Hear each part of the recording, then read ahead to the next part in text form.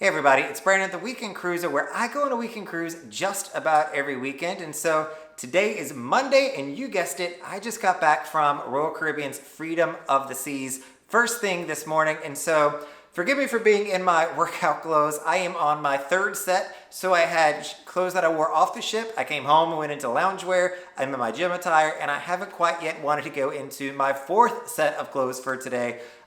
So forgive me for not showering, and I wanted to go ahead and get this video out there to really talk about what a full ship on Royal Caribbean looks like. So the Freedom of the Seas sailed this past weekend, which was the 13th sailing, I think? The 13th sailing, I just looked at my calendar. So it sailed on May 13th, and it had 4,100 guests on board the ship, which means it is at full capacity. The ship can actually hold around 4,300 folks, but that is at max capacity, assuming that every room that can have 4 people in it has those 4 people in it. So I don't know if you remember, a few months back, I made a video on what it's like to have 400 people on a sailing, 1,000, 2,000 people. Hopefully you did not get used to that way of life, because it is different when you have a ship sailing at full capacity. And I imagine this is happening with other ships that are out there as well. So let's go down memory lane, talk a little pre-COVID, and talk about how Freedom of the Seas has changed now that it's at full capacity. So the first thing you're going to notice with the ship being back at full capacity is the prices have skyrocketed. So we're also in peak season going into summer for the weekend cruise.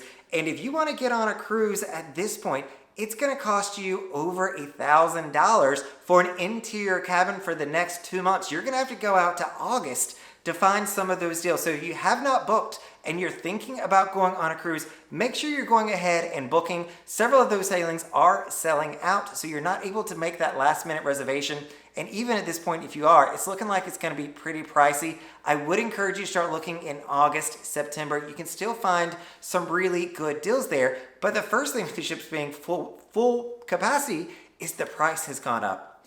The second thing that you're going to notice is that lines are back. So wherever you want to go on the ship, you're probably going to find a little bit of a wait to get in or to access that. Some places that I noticed this the most, surprisingly, was not guest services. Guest services, I think they're well staffed at this point. Getting coffee in the morning, something that's near and dear to my heart. I've never seen the lines as long as they have been on this last setting, and it's the same staff. They're still working really hard back there. But the lines, there's just a lot of people wanting to go and get coffee. Going into the main dining room. So on the first night, there was a lot of people lined up all the way on deck 4 through Playmakers trying to get into the main dining room. Now, on a weekend cruise, if you don't want to wait in this line, I would always recommend you to simply do the traditional dining. I know many of you want to do the My Time dining. You want to go and you want to go, but trust me, take the stress out of the equation and just choose the late night seating at 8 o'clock and ensure that you go at that time. You will thank me later for not having to go through the hassle of trying to get a reservation at My Time and sticking to that, or even just randomly showing up whenever you want to. It doesn't work very well. The next place that I really noticed this was karaoke. So karaoke is a standing room only event in the Star Lounge at this point, which is wonderful. I tried going in there and you couldn't even really get past the front door. They've set up an extra bar over on the side to help out with drink support, but there are a lot of people going to karaoke, and it is a super fun time. So make sure you're going early if you want to get a seat at karaoke.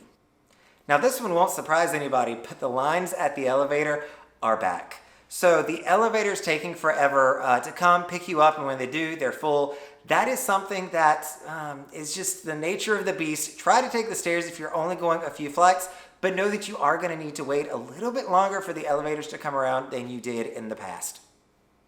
Somebody asked me, with the ship being back at full capacity, is it the same type of crowd that I've talked about before? And the answer to that is absolutely yes. The people are the exact same as it was when it was cheaper and there were less people on there. It's just the same people, and there are more of them now. So for me, I love that, because they are younger people, they're more energetic people, they're people that are there to have a good time and to enjoy.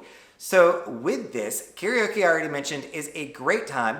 Another place you're going to find a really fun time is going to be at the pool in the afternoons. So the time at the pool really heats up about 3 o'clock and it'll go through when people are going to dinner. But it is a great time. It is also a crowded time up there because I've seen probably 20 to 25 folks in the hot tub at one time. One interesting thing that I noticed on this past sailing is there's a new sign going into Windjammer. So when you're walking into Windjammer, they have a little sign sitting on the podium where somebody can stand and check you in if they needed to, saying please make sure that you are wearing a shirt and that you are covering up. So one thing with this crowd being more younger, more energetic, is they don't have the same thoughts around social decorum that some of us older sailors may also have. And there are a lot of people walking around still without their shirts on or going into the Windjammer completely wet and without that much clothing on. So they've now installed this new sign to hopefully help correct a little bit of that. The third place that we really show up, or this crowd really shows up, is we go to the shows. So it's something that honestly I would not have expected if I haven't seen it time and time again. But the younger, energetic crowd loves going and supporting the singers and dancers as well as the ice cast.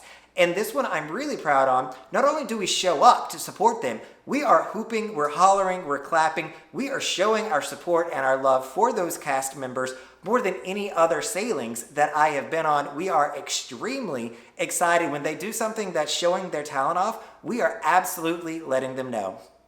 Now, with a lot of people on this ship, you may be thinking embarkation is going to be pretty crazy. Luckily, I didn't hear anybody complaining about the embarkation process on this particular sailing. Even with 4,100 people, it looked like the port agents had really good support to get everybody checked in, and they had manned up knowing that they were going to have a lot of guests checking in. So by the time I got to the port around 3:15 to check in, there was really no issue. There was a few people in line, which is to be expected, but the general boarding area was quite easy to walk through. So that wasn't a big issue. And I didn't hear anybody else complaining, which is what lets me know that it probably wasn't that bad even earlier in the day. But the place that there was a little bit of an issue was the debarkation process. It's not even an issue.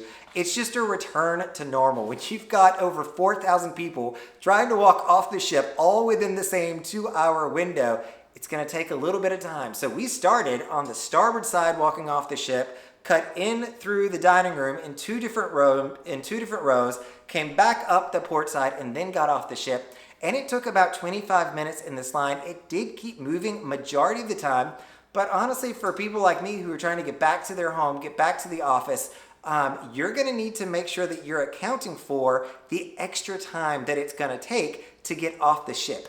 So once I was off the ship, customs these days, guys, is super easy because they've got the video monitors or the facial recognition. So as long as that is working, you're going to be fine. I didn't stop walking as soon as I got off the ship. Just getting off the ship was a bit of a bottleneck. So if it's your first time cruiser, even if you've done this before, make sure number one, you have paid your bill, that you're all settled up. And number two, that you have your SeaPass card easy at hand to find. It's amazing to me how many people show up and still don't have their SeaPass card to get off the ship. The other two small things that I'll mention, and these kind of, again, come with the territory of a full sailing, is that the parking lot was almost full by the time I got there about 3 p.m. So I parked on the highest level on deck 6 or level 6, and there were maybe 20 spots left about 3 p.m. in the afternoon. So if you are driving to the port, do try to show up a little bit earlier now that it's full capacity and make sure you have somewhere to park. The last thing you want to do is show up late and have to drive all the way to Terminal A because that's going to add even more time that you're going to need to take to get to the ship. And the last thing, and you all have heard me mention this, is the internet is horrible on Freedom of the Seas right now. It is not a good experience. So especially, even before the ship was full, you heard me talk about how bad the experience was. It has just got even worse with all these people that are on there. If you're buying the internet plan, do make sure you buy the highest one. You pay the absolute most money to at least make sure that your service works and it's not going to just frustrate the heck out of you the entire cruise. All right, everybody, this is Brandon, the Weekend Cruiser, hoping to see you sailing at full capacity soon.